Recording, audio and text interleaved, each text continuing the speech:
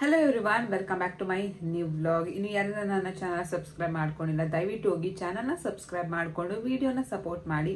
ಮತ್ತು ಸಪೋರ್ಟ್ ಮಾಡ್ತಾ ಇರೋರಿಗೆ ತುಂಬಾ ಥ್ಯಾಂಕ್ಸ್. ಇದೇ ರೀತಿ ಸಪೋರ್ಟ್ ಮಾಡಿ ಅಂತ ಕೇಳ್ಕೊತೀನಿ. ಇವತ್ತಿನ ಒಂದು ಡೈಲಿ ವ್ಲಾಗ್ ಆಗಿರುತ್ತೆ. ಇವತ್ತು ನಾರ್ಮಲ್ ಆಗಿ ನನ್ನ ಡೈಲಿ ರೊಟೀನ್ ಇರುತ್ತೆ. ಮತ್ತು ಇವತ್ತಿನ ಒಂದು ವಿಡಿಯೋದಲ್ಲಿ ನನ್ನ ಒಂದು ಸಿ ಸೆಕ್ಷನ್ ಆದ ನಂತರ ನಾನು ಎಷ್ಟು ಬೇಗ ರಿಕವರ್ ಆದೆ, ಅದಕ್ಕೆ ಏನು ಟಿಪ್ ಅನ್ನೋದನ್ನ ನಾನು ವಿಡಿಯೋ ಕೊನೆಯಲ್ಲಿ ನಾನು ಶೇರ್ ಮಾಡ್ಕೊತೀನಿ. ದಯವಿಟ್ಟು ಸ್ಕಿಪ್ ಮಾಡ್ದಿರಾ ವಿಡಿಯೋನ ಪೂರ್ತಿ ನೋಡಿ. ಡೆಫಿನೆಟ್ಲಿ ಈ ಒಂದು ಟಿಪ್ಸ್ನ ನೀವು ಯೂಸ್ ಮಾಡಿ, ಪಕ್ಕಾ ನೀವು ಬೇಗನೆ ರಿಕವರ್ ಆಗ್ತೀರಾ ಅಂತ ನನ್ನ ಒಂದು ಒಪಿನಿಯನ್. ಯಾಕಂದ್ರೆ ನನಗೂ ಕೂಡ ಆ ಒಂದು ಟಿಪ್ ತುಂಬಾ ಚೆನ್ನಾಗಿ ಯೂಸ್ ಆಗಿದೆ. ಸೊ ನಾನು ಇಷ್ಟು ಬೇಗ ರಿಕವರ್ ಆಗೋಕ್ಕೆ ಅದೇ ಒಂದು ಮೇನ್ ರೀಸನ್ ಅಂತಾನೆ ಹೇಳ್ಬೋದು. ಮತ್ತೆ ವಿಡಿಯೋನ ಸ್ಕಿಪ್ ಮಾಡಿದಿರಾ ಕೊನೆ ತನಕ ನೋಡಿ. ವಿಡಿಯೋ ಹೇಗೆ ಬಂತು ಏನು ಎತ್ತ ಅಂತ ದಯವಿಟ್ಟು ಕಾಮೆಂಟ್ ಮಾಡಿ. ಮತ್ತೆ ಬೇಗ ಬೇಗ ಸಬ್ಸ್ಕ್ರೈಬ್ ಮಾಡ್ಕೊಳ್ಳಿ ಗಾಯ್ಸ್. ಇವತ್ತು ಬೆಳಗ್ಗೆ ಟಿಫಿನ್ಗೆ ರವೆ ದೋಸೆ ಮತ್ತು ಇದು ಹುರ್ಗಡ್ಲೆ ಚಟ್ನಿನ ಮಾಡಿದರು. ಬೇಗನೆ ಟಿಫನ್ ತಿಂದ್ಬಿಡ್ತೀನಿ, ಯಾಕಂದರೆ ಪಾಪು ಬೆಳಗ್ಗೆ ಬೇಗ ಮಲಗಿದ, ಮತ್ತೆ ಯಾಕೋ ಸ್ವಲ್ಪ ಕ್ರ್ಯಾಂಕಿ ಆಗಿಬಿಟ್ಟಿದ್ದ ಅವನು ಬೆಳಗ್ಗೆನೆ ಅಂದ್ಬಿಟ್ಟು ಇವತ್ತು ಬೆಳಗ್ಗೆ ಬೇಗನೆ ಟಿಫನ್ ತಿಂದೆ. ನನ್ನ ಫೇವ್ರೇಟಲ್ಲಿ ಫೇವ್ರೇಟ್ ಅಂತೇನಿಲ್ಲ, ನನಗೂ ರವೆ ದೋಸೆ ಎಲ್ಲ ಇಷ್ಟ ಆಗುತ್ತೆ. ನಿಮಗೂ ರವೆ ದೋಸೆ ಇಷ್ಟ ಆಗುತ್ತೋ ಕಾಮೆಂಟ್ ಮಾಡಿ. ಮತ್ತು ಆಮೇಲೆ ಪಾಪುನ ಕರ್ಕೊಳ್ಳೋದೇ ಆಗುತ್ತೆ, ಅವನ್ನ ಆಟ ಆಡಿಸೋದೇ ಟೈಮ್ ಹೋಗ್ಬಿಡುತ್ತೆ. ಮತ್ತು ಅಮ್ಮ ಮಧ್ಯಾಹ್ನಕ್ಕೆ ಅನ್ನ ಸಾಂಬಾರೆಲ್ಲ ಮಾಡ್ತಾಯಿದ್ರು. ಇವತ್ತು ನಮ್ಮ ಮನೇಲಿ ಆಫ್ಟರ್ ಲಾಂಗ್ ಟೈಮ್ ಉಪ್ಸಾರು ಮುದ್ದೆ ಅನ್ನ ಮಾಡ್ತಾಯಿದ್ರು, ಮಾಡಿಟ್ಟಿದ್ರು. ಖಾರ ರುಬ್ತಾಯಿದ್ರಲ್ಲ, ಸರಿ ತೋರ್ಸೋಣ ಅದನ್ನು ಅಂತ ಅಂದ್ಬಿಟ್ಟು ವಿಡಿಯೋನ ಕ್ಯಾಪ್ಚರ್ ಮಾಡಿಕೊಂಡೆ. ಇದನ್ನೇನು ಮುದ್ದೆನ ನಾನು ತಿಂತಾಯಿಲ್ಲ, ನಮ್ಮ ಹಸ್ಬೆಂಡ್ ಕೊಟ್ಟೆ. ನಾನು ರೈಸ್ನ ತಿಂದೆ. ಬಟ್ ಮುದ್ದೆನೂ ತಿನ್ಬೋದು, ಏನೂ ಆಗೋಲ್ಲ ಈ ಟೈಮಲ್ಲಿ. ಒಳ್ಳೆ ಚೆನ್ನಾಗಿ ಮಿಲ್ಕ್ ಸಪ್ಲೈ ಆಗುತ್ತೆ. ಮುದ್ದೆ ಒಂದು 2 ತುತ್ತೇನೋ ತಿಂದೆ ನಾನು ಅಷ್ಟೇ. ಆಮೇಲೆ ಉಪ್ಸಾರು ಖಾರ ಒಂದು ಚೂರು ಹಾಕ್ಕೊಂಡು ತಿಂದೆ. ಮತ್ತು ಸಾಯಂಕಾಲಕ್ಕೆ ರವೆ ರೊಟ್ಟಿನ ಮಾಡ್ಕೊಂಡಿದ್ದು, ಚಟ್ನಿ ಇತ್ತು. ಸರಿ ಇನ್ನೇನು ಮಾಡೋದು ಅಂದ್ಬಿಟ್ಟು ರವೆ ರೊಟ್ಟಿನ ಮಾಡಿಸ್ಕೊಂಡಿದ್ದೆ. ಸಾಂಬಾರು ನೋಡ್ಬೋದು, ಉಪ್ಸಾರು. ಯಾರಿಗೆಲ್ಲ ಉಪ್ಸಾರು ಮುದ್ದೆ ತುಂಬ ಜನಕ್ಕೆ ಇಷ್ಟ ಆಗುತ್ತೆ, ಅದರಲ್ಲೂ ಮಂಡ್ಯದವ್ರಿಗಂತೂ ಸಖತ್ತು ಇಷ್ಟ ಆಗುತ್ತೆ. ಫಸ್ಟ್ ನನಗೂ ಬರ್ತಾ ಇರಲಿಲ್ಲ ಮುದ್ದೆ ಎಲ್ಲ ಮಾಡೋಕ್ಕೆ, ಬಟ್ ಇವಾಗೆಲ್ಲ ಚೆನ್ನಾಗಿ ಮಾಡೋದು ಕಲ್ತ್ಕೊಂಡ್ಬಿಟ್ಟಿದ್ದೀನಿ. ತುಂಬ ಎಕ್ಸ್ಪರ್ಟ್ ಆಗಿಬಿಟ್ಟಿದ್ದೀನಿ ಅಂತಲೇ ಹೇಳ್ಬೋದು. ಮತ್ತು ಸಾಯಂಕಾಲಕ್ಕೆ ಮತ್ತೆ ರವೆ ರೊಟ್ಟಿನ ಮಾಡಿಸ್ಕೊಂಡು, ನನಗೆ ರೊಟ್ಟಿ ಚಪಾತಿ ದೋಸೆ ಇದೆಲ್ಲ ನನಗೆ ತುಂಬಾ ಇಷ್ಟ ಆಗುತ್ತೆ ರೈಸ್ ಐಟಮ್ಗಿಂತ. ಈ ವಿಡಿಯೋದಲ್ಲಿ ನನ್ನ ಸಿ ಸೆಕ್ಷನ್ ಆದಮೇಲೆ ನಾನು ಎಷ್ಟು ಬೇಗ ರಿಕವರ್ ಆದೆ, ಏನು ರೀಸನ್ನು ಅಂದರೆ ತುಂಬ ಜನ ನನಗೂ ಹೇಳಿದ್ದಾರೆ, ಇಷ್ಟು ಬೇಗ ನಡೆಯೋಕ್ಕೆ ಆಗ್ತಾ ಇದೆಯಾ, ಎದ್ದು ಕೂತ್ಕೊಳ್ಳೋಕೆ ಆಗುತ್ತಾ ಇಲ್ವಾ, ನನಗೆ ಒಂದು 2 ಮಂತ್ ತನಕ ನಾನು ಎದ್ದೇಳ್ತಾನೆ ಇರಲಿಲ್ಲ, ನೋವಿತ್ತು, ಒಂದು 10 ಡೇಸ್ ತನಕ ನಾನು ಎದ್ದೇ ಇಲ್ಲ, ಅಳ್ಳಾಡೇ ಇಲ್ಲ, ಆ ಥರ ಎಲ್ಲ ಹೇಳ್ತಾ ಇದ್ರು. ಸೊ ನನಗೆ ಆ ಥರ ಆಗಿಲ್ಲ. ಯಾಕೆ ಅಂತ ಅಂದರೆ, ಅದಕ್ಕಿಂತ ಮುಂಚೆ ಇನ್ನೊಂದು ಹೇಳಕ್ಕೆ ಇಷ್ಟಪಡ್ತೀನಿ. ತುಂಬ ಜನಕ್ಕೆ ಸಿ ಸೆಕ್ಷನ್ ಅಂತಂದರೆ ಒಂಥರ ಬೇಜಾರಲ್ಲ, ಹೌದಾ ಸಿ ಸೆಕ್ಷನ್ ಯಾಕೆ ನಾರ್ಮಲ್ ಟ್ರೈ ಮಾಡಬೇಕಲ್ವಾ ಅಂತ ಒಂದು ಒಪಿನಿಯನ್ ಬರುತ್ತೆ. ಸಿ ಸೆಕ್ಷನ್ ಈಗ ನಾರ್ಮಲ್ ಡೆಲಿವರಿ ಎಷ್ಟು ಪೇಯ್ನ್ ಆಗುತ್ತೋ ಅಷ್ಟೇ ಪೇಯ್ನು ಸಿ ಸೆಕ್ಷನ್ ಆದ ನೆಕ್ಸ್ಟ್ ಡೇಗೆ ವಾಕ್ ಮಾಡ್ತೀವಲ್ಲ ಅಷ್ಟೇ ಪೇಯ್ನ್ ಇರುತ್ತೆ. ಬಟ್ ಏನು ಮಾಡೋಕ್ಕಾಗೋದಿಲ್ಲ, ಆ ಸಿಚುವೇಶನ್ಗೆ ನಮ್ಮ ಬಾಡಿ ಯಾವ ಥರ ಕೋಪ್ರೇಟ್ ಮಾಡುತ್ತೆ ಅನ್ನೋದ್ರ ಮೇಲೆ ಡಿಪೆಂಡ್ಸ್ ಆಗುತ್ತೆ. ನಮಗೆ ಯಾವ ನಾರ್ಮಲ್ ಡೆಲಿವರಿ ಆಗುತ್ತಾ, ನಮ್ಮ ಬಾಡಿ ಕೋಪ್ರೇಟ್ ಮಾಡಿಲ್ಲ ಅಂತಂದರೆ ನಾರ್ಮಲ್ ಡೆಲಿವರಿ ಹೆಂಗಾಗುತ್ತೆ. ಅದ್ರ ಜೊತೆಗೆ ಪಾಪನು ಕೂಡ ನಾರ್ಮಲ್ ಡೆಲಿವರಿಗೆ ಇದು ಮಾಡಬೇಕು, ಸಪೋರ್ಟ್ ಮಾಡಬೇಕು, ಮತ್ತು ಬೇಬಿ ಟರ್ನ್ ಆಗಿರಬೇಕು, ಇಷ್ಟೊಂದೆಲ್ಲ ಪ್ರೊಸೀಜರ್ ಇರುತ್ತೆ. ಅದೇನು ಸಪೋರ್ಟ್ ಆಗಿಲ್ಲ ಅಂತಂದರೆ ನಾರ್ಮಲ್ ಡೆಲಿವರಿ ಆಗೋಕ್ಕೆ ಚಾನ್ಸೇ ಇಲ್ಲ. ಸೊ ಆ ಥರ ಆಗಿಲ್ಲ ಅಂತಂದಾಗ ನಾವು ಸಿ ಸೆಕ್ಷನ್ಗೆ ಹೋಗ್ಬೇಕಾಗತ್ತೆ. ಸೊ ನನಗೆ ವಾಟರ್ ಲೀಕೇಜ್ ಆಗಿರೋ ಕಾರಣ ನಾನು ಸಿ ಸೆಕ್ಷನ್ಗೆ ಹೋಗೋಕ್ಕಾಯ್ತು. ಆಮೇಲೆ ನನಗೆ ಹೊಟ್ಟೆ ನೋವು ಬಂದಿರಲಿಲ್ಲ. ಸೊ ಅದರಿಂದ ಹೊಟ್ಟೆ ನೋವು ಬಂದಿಲ್ಲ ಅಂತಂದ್ರೆ, ಆಮೇಲೆ ಇಂಜೆಕ್ಷನ್ ಕೊಟ್ಟರು ನನಗೆ ಹೊಟ್ಟೆ ನೋವು ಬಂದಿರಲಿಲ್ಲ. ಸೊ ಅದರಿಂದ ನನಗೆ ಸಿ ಸೆಕ್ಷನ್ ಮಾಡಲೇಬೇಕಾಗಿತ್ತು. ಬಟ್ ಇದು ಕೂಡ ಅಷ್ಟೇ ಪೇಯ್ನ್ ಇರುತ್ತೆ, ಅದು ಕೂಡ ಅಷ್ಟೇ ಪೇಯ್ನ್ ಇರುತ್ತೆ. ಫಸ್ಟ್ಲಿ ಯಾರಿಗಾದರೂ ಅಷ್ಟೇ ಸಿ ಸೆಕ್ಷನ್ ಆದಮೇಲೆ ಫಸ್ಟ್ ಡೇ ಏನಿರುತ್ತೆ, ಇವಾಗ ನನಗೆ ಮಾರ್ನಿಂಗ್ ಒಂದು 12 ಅಷ್ಟರಲ್ಲಿ ನನಗೆ ಸಿ ಸೆಕ್ಷನ್ ಮಾಡಿ ಎಲ್ಲ ವಾರ್ಡಿಗೆಲ್ಲ ಒಂದು 11:30 ಅಷ್ಟರಲ್ಲಿ ಶಿಫ್ಟ್ ಮಾಡಿದ್ರು. ಅದಾದ ನಂತರ ಸ್ವಲ್ಪ ಮಲ್ಕೊಳ್ಳಿ, ರೆಸ್ಟ್ ಮಾಡಿ, ನಿದ್ದೆ ಮಾಡಿ ಅಂತ ಅಂತಾರೆ. ಯಾಕೆ ಅಂತ ಅಂದ್ರೆ ನೀರೆಲ್ಲ ಬ್ರೈನ್ಗೆ ಕೂತ್ಕೊಬಿಡುತ್ತೆ, ತಲೆ ಕೂತ್ಕೊಂಡ್ರೆ ಆಮೇಲೆ ತಲೆನೋವು ಬರುತ್ತೆ ಅಂತ ಅಂದ್ಬಿಟ್ಟು ಹೇಳ್ತಾರೆ. ಬಟ್ ನನಗೆ ನಿದ್ದೆನೆ ಬಂದಿಲ್ಲ. ಅಂದ್ರೆ ಒಂಥರ ಅಂತಂದ್ಬಿಟ್ಟು ನಾನು ನಿದ್ದೆನೆ ಮಾಡಿಲ್ಲ, ಸುಮ್ಮನೆ ಮಾತಾಡೂ ಇಲ್ಲ. ನಾನು ಸುಮ್ಮನೆ ಹಂಗೆ ನೋಡ್ಕೊಂಡು ಒಂದು ಚೂರು ಮಾತಾಡ್ಕೊಂಡು, ಯಾರು ಬರೋರು ಹೋಗೋರು ಇರ್ತಿದ್ರಲ್ಲ ಅವ್ರನ್ನ ಮಾತಾಡ್ಸ್ದೇನೂ ಇರೋಕ್ಕಾಗಲ್ಲ. ಸೊ ಅವ್ರನ್ನ ಮಾತಾಡ್ಸ್ಕೊಂಡು ಹಂಗೇನೆ ಇದ್ದೆ. ಆವತ್ತು ಡೇ ನಾನು ಮಲ್ಕೊಂಡೇ ಇಲ್ಲ. ಆಮೇಲೆ ಸ್ವಲ್ಪ ಹೊತ್ತು ಹಂಗೆ ರೆಸ್ಟ್ ಮಾಡಿದೆ. ನಾನು ಮಾಡಿದಂತಹ ಫಸ್ಟ್ ಟಿಪ್ಸ್ ಏನು ಅಂತಂದ್ರೆ, ನಾನು ಮಾಡಿರೋದಕ್ಕಿಂತ ಅಂತಂದ್ರೆ ನನಗೆ ನನಗೆ ಒಂದು ಸರ್ಜರಿ ಆಗಿತ್ತು. ನನಗೆ ಅದು ಕೂಡ ಎಕ್ಸ್ಪೀರಿಯನ್ಸ್ ಇತ್ತು. ಸೊ ಯಾವುದೇ ಸರ್ಜರಿ ಆದ್ರೂ ಅಷ್ಟೇ, ಏನೇ ಆದ್ರೂ ಅಷ್ಟೇ, ಸಿ ಸೆಕ್ಷನ್ ಆಗಿರೋರು ಅಷ್ಟೇ, ಫಸ್ಟ್ ನಮಗೆ ಸಿ ಸೆಕ್ಷನ್ ಆದ್ಮೇಲೆ ಒಂದ್ ಸ್ವಲ್ಪ ಹೊತ್ತು ನಮ್ಮನ್ನ ವಾರ್ಡಿಗೆಲ್ಲ ಎಲ್ಲ ಆದ ನಂತರ ವಾರ್ಡಿಗೆ ಶಿಫ್ಟ್ ಮಾಡಾದ್ಮೇಲೆ ನಾವೇನ್ ಮಾಡ್ಬೇಕಂದ್ರೆ, ಸ್ವಲ್ಪ ನಮ್ಗೆ ಏನು ನಮ್ಮಾಗೋ ತರ ಬೆಂಡ್ ಇಂಜೆಕ್ಷನ್ ಕೊಟ್ಟಿರ್ತಾರಲ್ವಾ, ಅದು ಕಡಿಮೆ ಆಗ್ತಾ ಇದೆ ಅನ್ನುವಾಗ ನಾವು ಸ್ವಲ್ಪ ಕಾಲ್ನ ಎಲ್ಲ ಕಡೆ ಈ ಕಡೆ ಮೂವ್ ಮಾಡೋದು, ಇದನ್ನೆಲ್ಲ ಮಾಡಬೇಕು. ಸೊ ನಾನು ಈ ಒಂದು ಟಿಪ್ಸ್ನ ನಾನು ಯೂಸ್ ಮಾಡಿದೆ. ನಾನು ವಾರ್ಡಿಗೆ ಆದ ನಂತರ ಒಂದ್ ಸ್ವಲ್ಪ ಹೊತ್ತು ಅಂದ್ರೆ ಒಂದ್ 3 ಗಂಟೆ 4 ಗಂಟೆ ತನಕ ಅದು ನಮ್ಮ ಹಂಗೆ ಇರುತ್ತೆ, 1-2-3 ಅವರ್ಸ್. ಅಂದ್ರೆ ಕೆಲವೊಬ್ಬರಿಗೆ ಪ್ರಜ್ಞೆನೇ ಇರೋದಿಲ್ಲ, ಕೆಲವೊಬ್ಬರಿಗೆ ಅಂತಂದ್ರೆ ಬೇಗನೆ ಸ್ವಲ್ಪ ನಿಧಾನಕ್ಕೆ ರಿಲೀಸ್ ಆಗ್ತಾ ಬರುತ್ತೆ.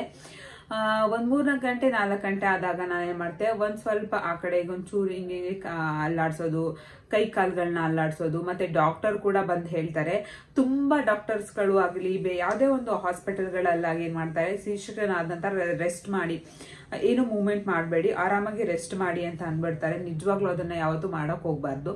ಬೇಗ ರಿಕವರ್ ಆಗ್ಬೇಕು ಅಂತ ಅಂದ್ರೆ ಕೆಲವೊಂದು ಹಾಸ್ಪಿಟಲ್ಗಳಲ್ಲಿ ಹೇಳ್ಕೊಳ್ತಾರೆ ಈ ತರ ಮಾಡ್ಬೇಕು, ಈ ತರ ಇರ್ಬೇಕು ಅಂತ ಅಂದ್ಬಿಟ್ಟು. ಬಟ್ ಕೆಲವೊಂದು ಹಾಸ್ಪಿಟಲ್ಗಳಲ್ಲಿ ಹೇಳಲ್ಲ.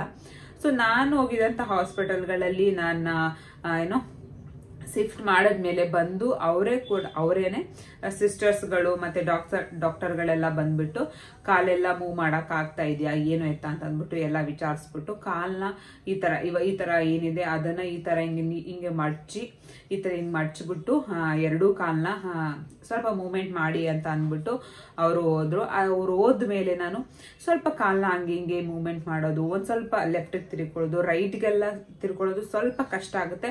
ಬಟ್ ಕಷ್ಟ ಆದ್ರೂ ಪರವಾಗಿಲ್ಲ, ಒಂದ್ ಸ್ವಲ್ಪ ಹಿಂಗೆ ಹಂಗೆ ತಿರ್ಕೊಳ್ಳೋದು, ಇದನ್ನ ಮೇನ್ ಆಗಿ ಮಾಡ್ಬೇಕಾಗಿರತ್ತೆ. ಯಾಕೆ ಅಂತಂದ್ರೆ ಇಂಜೆಕ್ಷನ್ ಎಲ್ಲ ಕೊಟ್ಟು ಬಾಡಿ ಫುಲ್ ನರ ಎಲ್ಲ ಎಳ್ಕೊಂಡಂಗ ಆಗಿರುತ್ತೆ ಅಲ್ವಾ, ಅದು ಫ್ರೀ ಬಿಟ್ಟಾಗ ನಮ್ಗೆ ಅಷ್ಟಾಗಿ ನಮ್ಗೆ ನೆಕ್ಸ್ಟ್ ಡೇ ಒಂದ್ಸಲಿ ವಾಕ್ ಮಾಡ್ಬೇಕಾದ್ರೆ ಮಾತ್ರ ಪೇನ್ ಆಗುತ್ತೆ. ಬಟ್ ನೆಕ್ಸ್ಟ್ ವಾಕ್ ಮಾಡ್ಬೇಕಾದ್ರೆ 1-2 ಹೆಜ್ಜೆ ಇಡೋವರೆಗೆ ಅಷ್ಟೇನೆ, ಆಮೇಲೆ ನಾವು ನಾರ್ಮಲ್ ಆಗಿ ಆಗ್ಬಿಡ್ತೀವಿ. ಸೊ ನಾನು ಕೂಡ ಅಷ್ಟೇನೆ ಅವತ್ತು ನೈಟ್ ಎಲ್ಲ ಸ್ವಲ್ಪ ಹಿಂಗೆ ಉಳ್ಕೊಳ್ಳೋದು, ಈ ಕಡೆ ಉರುಳ್ಕೊಳ್ಳೋದು, ಈ ತರ ಮಾಡ್ತಾ ಇದ್ದೆ. ನೆಕ್ಸ್ಟ್ ಆ ಡೇನೆ 6 ಗಂಟೆಗೆ ಸಿಸ್ಟರ್ಸ್ ಬಂದ್ರು ಚೆಕಪ್ ಮಾಡಕ್ಕೆ. ಬಂದು ಎಲ್ಲ ಚೆಕ್ ಮಾಡಿ ಯೂರಿನ್ ಪೈಪ್ ಎಲ್ಲ ಹಾಕಿರ್ತಾರಲ್ವಾ ಅದನ್ನೆಲ್ಲ ರಿಮೂವ್ ಮಾಡ್ಬಿಟ್ರು. ಆಮೇಲೆ ವಾಕ್ ಮಾಡಿ ಅಂತ ಅಂದ್ರು. ಆಮೇಲೆ ಫಸ್ಟ್ 1-2 ಹೆಜ್ಜೆ ಇಡೋವರೆಗೆ ನಿಜವಾಗ್ಲೂ ಪ್ರಾಣ ಹೋದಂಗ ಆಗ್ತಾ ಇರುತ್ತೆ. ಬಟ್ ಏನು ಮಾಡಕ್ಕಾಗಲ್ಲ, ಸಪೋರ್ಟ್ ಇದ್ರೂನು ಎದ್ದೇಳಕ್ಕೆ ಆಗೋದಿಲ್ಲ. ಬಟ್ ಒಂದ್ಸಲ ಎದ್ಬಿಟ್ರೆ ಮುಗೀತು. ನಾನು ಆ ಕಡೆ ಈ ಕಡೆ ಸ್ವಲ್ಪ ಹಂಗೆ ಹಿಂಗೆ ಮಾಡಿ ಸ್ವಲ್ಪ ನನಗೆ ಓಕೆ ಅಂತ ಅನ್ನಿಸ್ತಾ ಇತ್ತು. ಆಮೇಲೆ 1-2 ಹೆಜ್ಜೆ ಇಟ್ಟೆ. ಆಮೇಲೆ ನಾರ್ಮಲ್ ಆಗಿ ನಾನು ವಾಕ್ ಮಾಡಕ್ಕೆ ಸ್ಟಾರ್ಟ್ ಮಾಡಿದೆ. ಮತ್ತೆ ಡೆಲಿವರಿ ಆದ ನಂತರ ಯಾವುದೇ ಒಂದು ಆಪರೇಷನ್ ಆದ್ರೂ ಅಷ್ಟೇ ಫಸ್ಟ್ ಯೂರಿನ್ ಪಾಸ್ ಮಾಡಿದ್ರ ಇದೊಂದು ಮೇಜರ್ ಆಗಿ ನೋಡ್ಕೊಂತಾರೆ. ಬಟ್ ನಾನು ನೆಕ್ಸ್ಟ್ ಡೇಗೆನೆ ವಾಕ್ ಮಾಡಕ್ಕೆ ಎದ್ದಿದ್ನಲ್ಲ ಅವಾಗ್ಲೇನೆ ಯೂರಿನ್ ಪಾಸ್ ಎಲ್ಲ ಮಾಡಿದೆ, ಮತ್ತೆ ಮೋಷನ್ ಕೂಡ ಅವಾಗ್ಲೇನೆ ಮಾಡಿದೆ. ಆಮೇಲೆ ನನಗೆ ನೆಕ್ಸ್ಟ್ ಡೇನೆ ನನಗೆ ಡಿಸ್ಚಾರ್ಜ್ ಮಾಡಿ ಮನೆಗೆ ಕಳಿಸ್ಬಿಟ್ರು. 1-2 ಸಲ ವಾಕ್ ಮಾಡಾದ್ಮೇಲೆ ನಾನೇ ಗೋಡೆ ಹಿಡ್ಕೊಂಡು ವಾಕ್ ಮಾಡಕ್ ಹೋಗಿದೆ. ನಾನು ಯಾರ ಸಪೋರ್ಟು ಕೂಡ ತಗೊಂಡಿಲ್ಲ. ಅದಾದ್ಮೇಲೆ ನೆಕ್ಸ್ಟ್ 1 ವೀಕ್ ನನಗೆ ಬರಕ್ ಹೇಳಿದ್ರು. ಸೊ ಅವಾಗ ನಾರ್ಮಲ್ ಆಗಿ ನನ್ಗೆ ಏನೋ ಆಪರೇಷನ್ ಮಾಡಿರೋ ಕಡೆ ಎಲ್ಲ ನೀಟಾಗಿ ಒಣಗಿತ್ತು, ಮತ್ತೆ ಏನು ಪ್ರಾಬ್ಲಮ್ ಇಲ್ಲ, ತುಂಬಾ ನೀಟಾಗಿತ್ತು. ಮತ್ತೆ ಬರ್ಬೇಕಾದ್ರೆ ಅದು ಏನು ವಾಟರ್ ಪ್ರೂಫ್ದು ಬ್ಯಾಂಡೇಜ್ ಎಲ್ಲ ಹಾಕ್ತಾರೆ. ನೆಕ್ಸ್ಟ್ ನಾವು ನೀಟಾಗಿ ಸ್ನಾನ ಎಲ್ಲ ಮಾಡ್ಕೊಬಹುದು ಅಂತ ಅಂದ್ಬಿಟ್ಟು ಅದನ್ನು ಕೂಡ ಹಾಕಿ ನನಗೆ ಮನೆಗೆ ಕಳಿಸಿದ್ರು. ಸೊ ಮನೆಗೆ ಬಂದ್ಮೇಲೂ ಅಷ್ಟೇನೆ ನಾನು ನಾರ್ಮಲ್ ಆಗಿ ವಾಕ್ ಮಾಡ್ಕೊಂಡು ಇದ್ದೆ. ತುಂಬಾ ಜನ ಏನ್ ಮಾಡ್ತಾರೆ, ವಾಕ್ ಏನು ಮಾಡಲ್ಲ, ಸುಮ್ನೆ ಕೂತಿದಂಗೆ ಕೂತ್ ಬಿಡ್ತಾರೆ. ಸೊ ಆತರ ಯಾವತ್ತೂ ನಾವು ಮಾಡಕ್ ಹೋಗ್ಬಾರ್ದು. ಆಪರೇಷನ್ ಆಗಿ ಮನೆಗೆ ಬಂದ್ಮೇಲೂ ಅಷ್ಟೇನೆ ಸ್ವಲ್ಪ ವಾಕ್ ಮಾಡೋದು, ಒಂದು 4 ಹೆಜ್ಜೆ ಮನೆ ಒಳಗಡೆನೆ, ಆಚೆ ಏನು ಹೋಗ್ಬೇಕಾಗಿಲ್ಲ, ಮನೆ ಒಳಗಡೆನೆ ಸ್ವಲ್ಪ ಒಂದು 5-10 ನಿಮಿಷ ವಾಕ್ ಮಾಡಿದ್ರೆ ಸಾಕಾಗುತ್ತೆ. ಬೇಗ ಅಂದರೆ ಕ್ವಿಕ್ಕಾಗಿ ನಾವು ಆಕ್ಟಿವ್ ಆಗಿಬಿಡ್ತೀವಿ. ನಾನು ಅದೇ ಮಾಡಿದೆ. 1 ಮಂತ್ ತನಕ ನಾನು ಸ್ವಲ್ಪ ವಾಕ್ ಎಲ್ಲ ಮಾಡ್ತಾ ಇದ್ದೆ. ಬಂದಾಗ್ಲಿಂದನೂ ಅಷ್ಟೇ ನೀರು ತಗೋಬೇಕಾದ್ರೆ ನಾನೇ ಹೋಗಿ ತಗೊಳ್ಳೋದು, ಮತ್ತೆ ಏನಕ್ಕಾದ್ರು ಸ್ವಲ್ಪ TV ಹತ್ರ ಹೋಗಿ ಕೂತ್ಕೊಳ್ಳೋದು, ಇಲ್ಲಾಂದ್ರೆ ಪಾಪನ ಎತ್ಕೊಂಡೋಗಿ ಆಚೆ ಮಲಗಿಸೋದು, ಈ ಥರ ನಾನು ಮಾಡ್ಕೊಂಡು ಬಂದೆ. ಅದರಿಂದ ನನಗೆ ಬೇಗನೆ ರಿಕವರ್ ಆಯಿತು. ನನಗೆ ಟಿಲ್ ಡೇ ಇವತ್ತಿನ ತನಕನೂ ನನಗೆ ಆ ಥರ ಪೇಯ್ನ್ ಆ ಥರದ್ದು ಏನೂ ಇಲ್ಲ. ನಾನು ನೆಕ್ಸ್ಟ್ 1 ವೀಕಿಗೆ ಹೋಗುವಷ್ಟೇ ನಾನು ನಾರ್ಮಲ್ ಆಗಿಬಿಟ್ಟಿದ್ದೆ. ಡಾಕ್ಟರ್ ಅದನ್ನೇ ಹೇಳ್ತಾ ಇದ್ರು, ನಾರ್ಮಲ್ ಹುಡುಗಿ ಥರನೇ ಇದೆಯಾ, ನಿನ್ಗೆ ಆಪ್ರೇಷನ್ ಆಗಿದೆ ಅಂತಾನೂ ಗೊತ್ತಾಗಲ್ಲ, ಡೆಲಿವರಿ ಆಗಿದೆ ಅಂತಾನೂ ಗೊತ್ತಾಗಲ್ಲ, ಅಷ್ಟು ಚೆನ್ನಾಗಿ ಆಗ್ಬಿಟ್ಟಿದ್ಯಾ ಅಂತ ಇದ್ರು. ಯಾವಾಗ್ಲೂ ಅಷ್ಟೇ ನಾವು ಇದೇ ಥರ ಮಾಡಬೇಕು. ಮತ್ತೆ ಆಪ್ರೇಷನ್ ಆದಮೇಲೆ ನಾವು ಸ್ನಾನ ಎಲ್ಲ ಮತ್ತೆ 1 ವಾರ ಆದ ನಂತರ ಅದು ಬ್ಯಾಂಡೇಜ್ ಎಲ್ಲ ತೆಗೆದು ಬಿಡ್ತಾರೆ, ಮತ್ತೆ ಹೊಲಿಗೆನೂ ಆವಾಗಲೇ ಬಿಚ್ಚಿಬಿಡ್ತಾರೆ. ಮತ್ತೆ ನಾವೇನೋ ಸ್ನಾನ ಮಾಡಬೇಕಾದ್ರೆ ಸ್ವಲ್ಪ ಕೊಬ್ಬರಿ ಎಣ್ಣೆ ಹಚ್ಕೊಂಡು ಸ್ನಾನ ಮಾಡ್ಕೊಬೇಕು. ಆವಾಗ ನೀರೆಲ್ಲ ಅಲ್ಲಿ ನೀಟಾಗಿ ಅಷ್ಟೊಂದಾಗಿ ಕೂತ್ಕೊಳ್ಳಲ್ಲ. ಮತ್ತೆ ಸ್ನಾನ ಆದಮೇಲೆ ಒಂದು ವೆಟ್ ಟಿಶ್ಯೂ, ಈ ಬಟ್ಟೆ ಯಾವುದ್ರಿಂದನಾದ್ರೂ ಪರವಾಗಿಲ್ಲ, ಆ ಒಂದು ಲೈನ್ ಏನಿದೆ ಅದನ್ನ ನೀಟಾಗಿ ಒರೆಸ್ಕೋಬೇಕು. ಅದರಲ್ಲಿ ಕೊಳೆ ಕೂತ್ಕೊಳ್ಳೋದು, ಈ ತರ ಎಲ್ಲ ಕೂತ್ಕೊಂಡು ಏನಾಗುತ್ತೆ ಅಂದ್ರೆ ಇನ್ಫೆಕ್ಷನ್ ಆಗುತ್ತೆ. ಕೆಲವೊಬ್ಬರಿಗೆ ಅಂದ್ರೆ ಕೆಲವೊಂದು ಬಾಡಿಗೆ ಏನಾಗುತ್ತೆ ಮತ್ತೆ ಕೀತ್ಕೊಳ್ಳೋ ಚಾನ್ಸಸ್ಸು ಕೂಡ ಇರುತ್ತೆ, ಕೆಲವೊಂದು ಬಾಡಿಗೆ ಬೇಗ ಒಣಗೋಗ್ಬಿಡುತ್ತೆ. ಸೊ ಅದರಿಂದ ಮತ್ತೆ ಬೇಗ ಅದು ಹೀಲ್ ಆಗೋಕ್ಕೋಸ್ಕರ ಏನು ಮಾಡ್ಬೇಕಂದ್ರೆ ಶೀತದ ಐಟಮ್ನ ಅಷ್ಟಾಗಿ ತಿನ್ನಕ್ಕೆ ಹೋಗ್ಬಾರ್ದು. ಆ ಥರ ಏನಾದರೂ ತಿಂದ್ರೂ ಕೂಡ ಅದು ಬೇಗ ಹೀಲ್ ಆಗೋದಿಲ್ಲ. ಮತ್ತೆ ಹೀಲ್ ಆಗೋ ಥರ ಐಟಮ್ಸ್ಗಳನ್ನ ತಿನ್ನೋದ್ರಿಂದ ಬೇಗನೆ ಅದು ಒಂದು ಹೀಲ್ ಆಗಿಬಿಡುತ್ತೆ. ಸೊ ಈ ಥರ ನಾನು ಮಾಡ್ಕೊಂಡು ಬಂದಿದ್ದೆ. ಸೊ ನೀವು ಯಾವುದೇ C-ಸೆಕ್ಷನ್ ಆಗಿದ್ರು ಅಷ್ಟೇ, ಇಲ್ಲ ಯಾವುದೋ ಒಂದು ಆಪರೇಷನ್ ಆಗಿದ್ರು ಅಷ್ಟೇ, ಸ್ವಲ್ಪ ಫಸ್ಟ್ ಡೇನೇ ನಾವು ಸ್ವಲ್ಪ ಕಾಲೆಲ್ಲ ಮೂವ್ಮೆಂಟ್ ಮಾಡೋದು, ಈ ಥರನೆಲ್ಲ ಮಾಡೋದ್ರಿಂದ ನಾವು ಬೇಗನೆ ರಿಕವರ್ ಆಗ್ತೀವಿ. ಮತ್ತೆ ನೀವೇನಾದ್ರೂ ಫಸ್ಟ್ ಬೇಬಿ ಆದಾಗ ಇದೇ ಥರ C-ಸೆಕ್ಷನ್ ಆಗಿದ್ರೆ, ಪೇಯ್ನ್ ಎಲ್ಲ ಇತ್ತು, ನಾನು ನೆಕ್ಸ್ಟ್ ಡೇ ನಡೆದಿಲ್ಲ, ನನಗೆ ತುಂಬಾನೇ ಪೇಯ್ನ್ ಇತ್ತು ಅಂತ ಏನಾದರೂ ಇದ್ರೆ, ನೆಕ್ಸ್ಟ್ ಬೇಬಿಗೆ ನಾನು ಹೇಳಿದಂಥ ಒಂದು ಟಿಪ್ನ ಫಾಲೋ ಮಾಡಿ ಫಸ್ಟ್ ಡೇನೆ ನೀವು ಮೂವ್ಮೆಂಟ್ ಮಾಡೋಕ್ಕೆ ಸ್ಟಾರ್ಟ್ ಮಾಡಿ. ಕಾಲೆಲ್ಲ ಎತ್ತಿ ಈ ಕಡೆ ಮಾಡೋದು, ಈ ಕಡೆ ತಿರುಗಿಸ್ಕೊಳ್ಳೋದು, ಈ ಥರ ಎಲ್ಲ ಮಾಡಿ ಸ್ವಲ್ಪ ಆ ಕಡೆ ಈ ಕಡೆ ಅಳ್ಳಾಡೋದು ಮಾಡಿ. ನಿಮಗೆ ಬೇಗನೆ ರಿಕವರ್ ಆಗ್ತೀರಾ.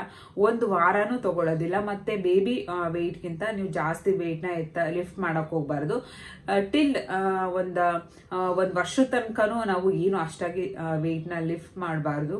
ಇದು ಮಾತ್ರ ಕಂಪಲ್ಸರಿಯಾಗಿ ನಾವು ಏನು ಫಾಲೋ ಮಾಡಬೇಕು. ನಾನು ಅಷ್ಟೇ ತುಂಬ ಬೇಗನೆ ರಿಕವರ್ ಆದೆ. ತುಂಬ ಬೇಗ ಅಂದರೆ ಕ್ವಿಕ್ಕಾಗಿ ರಿಕವರ್ ಆಗಿಬಿಟ್ಟೆ. ನನಗೆ ಸರ್ಜರಿ ಆಗಿದೆ ಅಂತಾನೆ ಫೀಲ್ ಇರಲಿಲ್ಲ 1 ವಾರದ ತನಕನೂ. ಬಟ್ ನಮ್ಮಮ್ಮ ಹೇಳ್ತಾ ಇದ್ರು ಸ್ವಲ್ಪ ನಿಧಾನ ಕೂತ್ಕೋ, ಸ್ವಲ್ಪ ಎದ್ದೇಳ್ಬೇಕಾದ್ರೆ ನಿಧಾನಕ್ಕೆ ಎದ್ದೇಳು, ಅದು ಪೇಯ್ನ್ ಬಂದ್ಬಿಡುತ್ತೆ ಅಂತ ಅಂದ್ಬಿಟ್ಟೆಲ್ಲ ಹೇಳ್ತಾ ಇದ್ರು. ಬಟ್ ನಾನು ಮತ್ತೆ ನಮ್ಮ ಡಾಕ್ಟರ್ ಅವರು ಹೇಳ್ಕೊಟ್ಟಿರೋ ರೀತಿ ನಾನು ಇದ್ದಿದ್ರಿಂದ ನಾನು ಇಷ್ಟು ಬೇಗ ರಿಕವರ್ ಆದೆ ಅಂತಂದರೆ, ಅಂದರೆ ಕೆಲವೊಬ್ಬರು ಆಶ್ಚರ್ಯನೂ ಪಡ್ತಾರೆ, ಏನೋ ಬೇಗನೆ ರಿಕವರ್ ಆಗಿಬಿಟ್ಟಿದ್ದಾಳೆ. ನಾನು ನೋಡಿದ್ರೆ 2-3 ತಿಂಗಳ ತನಕನೂ ಇದ್ದೆ, 1 ವಾರದ ತನಕ ಕೈಕಾಲೇ ಅಲ್ಲಾಡಿಸಿಲ್ಲ, ನನಗೆ ತುಂಬ ಪೇಯ್ನ್ ಇತ್ತು, ಪಾಪುನ ಎತ್ಕೋತಾನೆ ಇರಲಿಲ್ಲ, ಈ ಥರ ಎಲ್ಲ ಹೇಳ್ತಾ ಇದ್ರು. ಬಟ್ ನಾನು ಆ ಥರ ಏನೂ ಇರಲಿಲ್ಲ. ನಾನು ಪಾಪುನ ಎತ್ಕೊತಾ ಇದ್ದೆ, ವಾಕ್ ಮಾಡ್ತಾ ಇದ್ದೆ, ನಾರ್ಮಲ್ ಆಗಿ ಆಗಿಬಿಟ್ಟಿದ್ದೆ ನನಗೆ 1 ವಾರದ ತನಕ. ಸೊ ಇವತ್ತಿನ ಒಂದು ಬ್ಲಾಗ್ನ ನಾನು ಇಲ್ಲಿಗೆ ಮುಗಿಸ್ತೀನಿ. ಈ ಒಂದು ಬ್ಲಾಗ್ ಮತ್ತೆ ನಾನು ಹೇಳಿದಂತಹ ವಿಷಯ ನಿಮಗೆ ಅರ್ಥ ಆಗಿದೆ ಅಂತ ಅನ್ಕೊಂತೀನಿ. ಮತ್ತೆ ವಿಡಿಯೋನ ಸಪೋರ್ಟ್ ಮಾಡಿ, ಮತ್ತೆ ಲೈಕ್ ಮಾಡಿ, ಶೇರ್ ಮಾಡಿ, ಮತ್ತೆ ನಿಮ್ಮ ಒಂದು ಫ್ರೆಂಡ್ಸ್ ಆ್ಯಂಡ್ ಫ್ಯಾಮಿಲಿಗೆ ಶೇರ್ ಮಾಡ್ಕೊಳ್ಳಿ. ನಾನು ಹೇಳಿದಂಥ ಒಂದು ಟಿಪ್ನ ಡೆಫಿನೆಟ್ಲಿ ನೀವು ಫಸ್ಟ್ ಏನಾದರೂ C-ಸೆಕ್ಷನ್ ಆಗಿರೋರು ಸೆಕೆಂಡ್ ಬೇಬಿಗೂ ಕೂಡ C-ಸೆಕ್ಷನ್ ಇರುತ್ತೆ. ಬಟ್ ಸೆಕೆಂಡ್ ಬೇಬಿಗೆ ನಾವು ನಾರ್ಮಲ್ ಕೂಡ ಮಾಡ್ಕೊಬೋದು. ನಾವು ನಮ್ಮ ಒಂದು ಬಾಡಿ ಕೋಪ್ರೇಟ್ ಮಾಡಿದ್ರೆ ಮಾತ್ರ ನಾವು ಸೆಕೆಂಡ್ ಬೇಬಿಗೆ ನಾರ್ಮಲ್ ಡೆಲಿವರಿನ ಮಾಡ್ಕೊಬೋದು. ಅದು ಡಾಕ್ಟರ್ ಮೇಲೆ, ಡಾಕ್ಟರ್ ನೋಡ್ತಾರೆ ನಮ್ಮ ಬಾಡಿ ಯಾವ ಥರ ರಿಯಾಕ್ಟ್ ಮಾಡ್ತಾ ಇದೆ ಅನ್ನೋದ್ರ ಮೇಲೆ ಡಿಪೆಂಡ್ ಆಗುತ್ತೆ. ಸೆಕೆಂಡ್ ಬೇಬಿ ನಾರ್ಮಲ್ ಮಾಡ್ಕೊಬೋದಾ, ಕೆಲವರು ನಾರ್ಮಲ್ಗೂ ಕೂಡ ಟ್ರೈ ಮಾಡ್ತಾರೆ. ಸಪೋಸ್ ಆಗಿಲ್ಲ ಅಂದರೆ ಲಾಸ್ಟಲ್ಲಿ ಸಿಸೇರಿಯನ್ಗೆ ಹೋಗ್ತಾರೆ. ಅದು ಅವ್ರವ್ರಿಗೆ ಬಿಟ್ಟಿದ್ದು. ಡಾಕ್ಟರ್ಸು ಅಷ್ಟೇ ಕೋಪ್ರೇಟ್ ಮಾಡಬೇಕು, ಮತ್ತು ಪೇಷಂಟು ಕೂಡ ಅಷ್ಟೇ ಕೋಪ್ರೇಟ್ ಮಾಡಿದಾಗ, ಮತ್ತು ನಿಮ್ಮ ಬಾಡಿನೂ ಕೂಡ ಅಷ್ಟೇ ಕೋಪ್ರೇಟ್ ಮಾಡಿದಾಗ ನಾರ್ಮಲ್ ಡೆಲಿವರಿ ಆಗೋ ಚಾನ್ಸಸ್ಸು ತುಂಬಾ ಇದೆ. ಸೆಕೆಂಡ್ ಬೇಬಿ ಆಗಿರೋರಿಗೆ C-ಸೆಕ್ಷನ್ ಆಗಿ ಸೆಕೆಂಡ್ ಬೇಬಿ ನಾರ್ಮಲ್ ಡೆಲಿವರಿನೂ ಕೂಡ ಆಗಿರುತ್ತೆ. ಅದು ಅವ್ರವ್ರ ಮೇಲೆ ಡಿಪೆಂಡು. ನೋಡೋಣ, ನಾನು ನೆಕ್ಸ್ಟ್ ನಮ್ಮ ಬೇಬಿಗೆ ಏನು ನಾರ್ಮಲ್ ಆಗೋಕ್ಕೆ ಟ್ರೈ ಮಾಡ್ತೀನಿ. ಅದೇ ಚೆಕಪ್ ಹೋಗ್ಬೇಕಾದ್ರೆ ಡಾಕ್ಟರ್ಗೆ ಕೇಳಿ, ಮತ್ತು ಆ ಟೈಮ್ನಲ್ಲಿ ನಮ್ಮ ಬಾಡಿ ಯಾವ ಥರ ರಿಯಾಕ್ಟ್ ಮಾಡುತ್ತೆ ಅನ್ನೋದ್ರ ಮೇಲೆ ಡಿಪೆಂಡ್ ಆಗಿರುತ್ತೆ. ಮತ್ತು ಇವತ್ತಿನ ಬ್ಲಾಗ್ನ ನಾನು ಇಲ್ಲಿಗೆ ಮುಗಿಸ್ತಾ ಇದ್ದೀನಿ. ನೆಕ್ಸ್ಟ್ ವಿಡಿಯೋದಲ್ಲಿ ಸಿಗ್ತೀನಿ. ದಯವಿಟ್ಟು ಬೇಗ ಬೇಗ ಸಬ್ಸ್ಕ್ರೈಬ್ ಮಾಡ್ಕೊಳ್ಳಿ ಗಾಯ್ಸ್.